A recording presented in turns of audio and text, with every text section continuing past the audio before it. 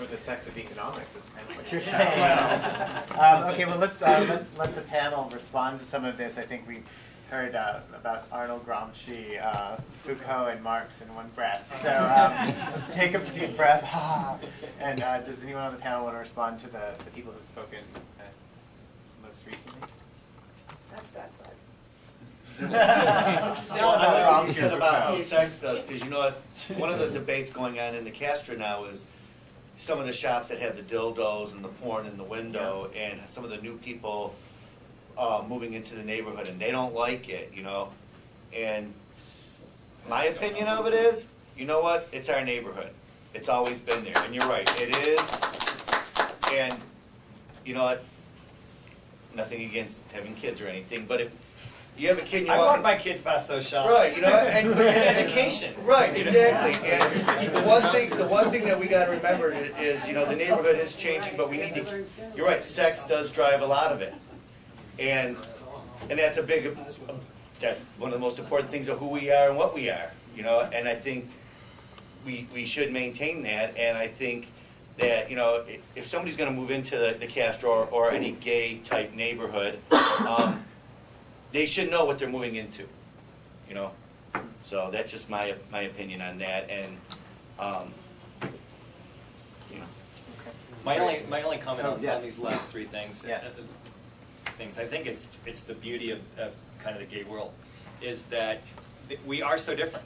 I mean, there are so many different perspectives, and the neighborhoods have residents that have these different perspectives, and I think that, you know, because we've been ostracized for so long and discriminated against, we have to be tolerant of our own community first before we can expect anybody to be tolerant of us.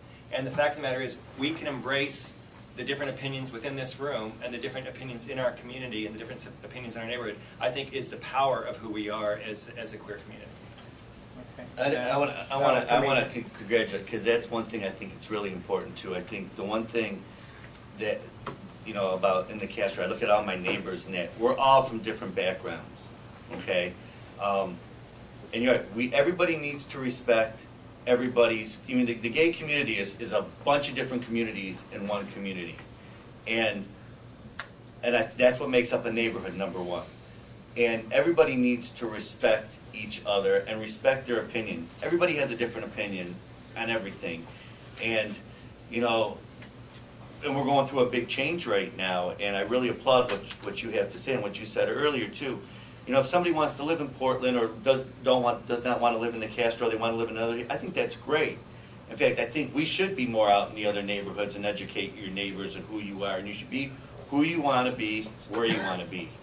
So I applaud you for that, but we all do need to respect everybody's opinion, and in order for that, that's how you make a community work.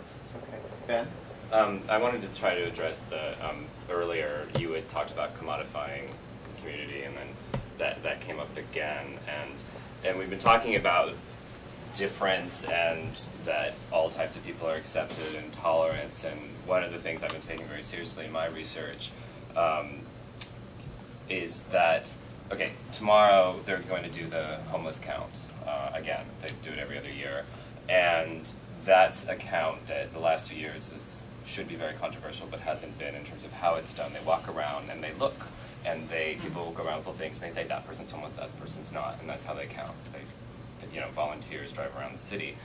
And one of the things that I've been taking very seriously is how the homeless people that I'm hanging out with do everything in their power to not look homeless.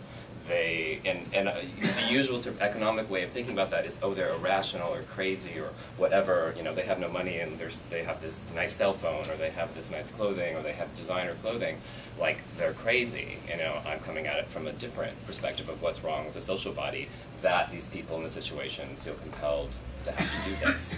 And so when we talk about there being difference and all kinds of people accepted, you know, that these people are investing an incredible amount of energy and time to try to pass as affluent. And that's what's normal in the Castro now. And so in terms of, I don't think our neighborhoods are as tolerant as we've been talking, first of all. And second of all, in terms of matching with what you were saying, in terms of what is the commodity?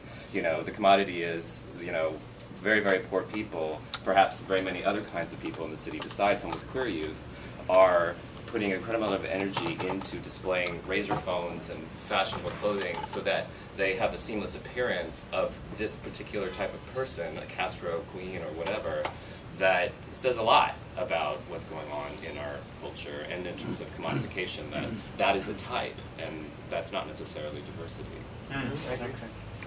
So in the back here, and then following up Joe's comment that there's sex in Portland, there are also bathhouses in Portland. San Francisco has no bathhouses. That's fair. They have sex clubs, but they're not the same thing. Do you feel more comfortable in San Francisco since there are no bathhouses?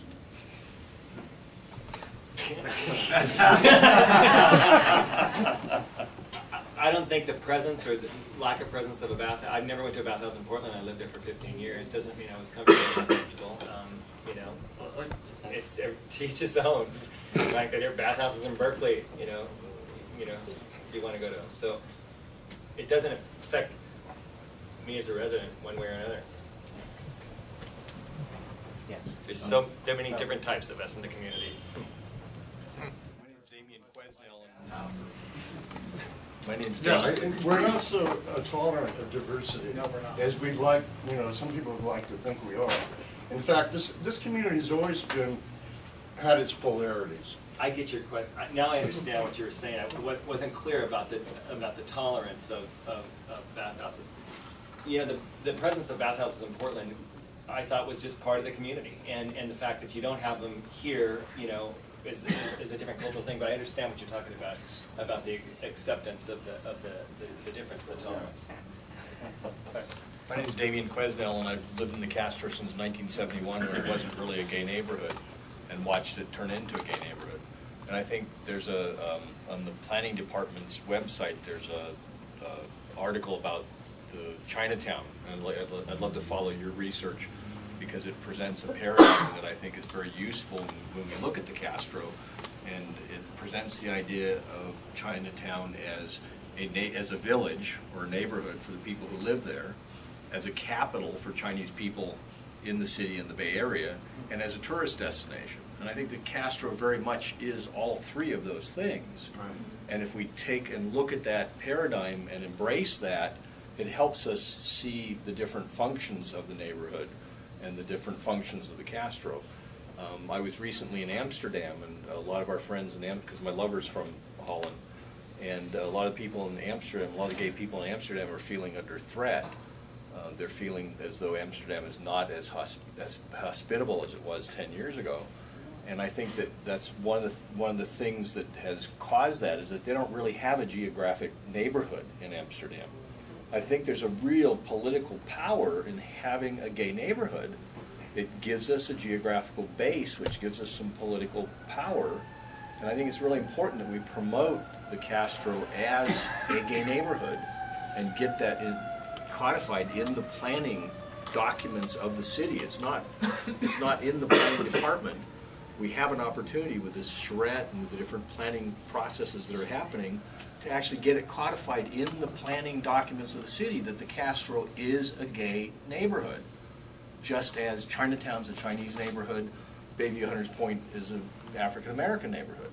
I think that's a really rich opportunity that we have, and particularly embracing that paradigm of it as a village, a capital, and a tourist destination. I mean, I know lots of gay people who live in other parts of the city, and the Castro is their neighborhood. Right. So it is the capital for them. It's their neighborhood, even though they live out by Lake Merced, or they live in the Sunset in Richmond. And it's definitely, we know it's a tourist destination. And for those of us lucky enough, I think lucky enough to live there, it's also a village. Right. And I think it's a real useful paradigm that we should try and work with and balance those elements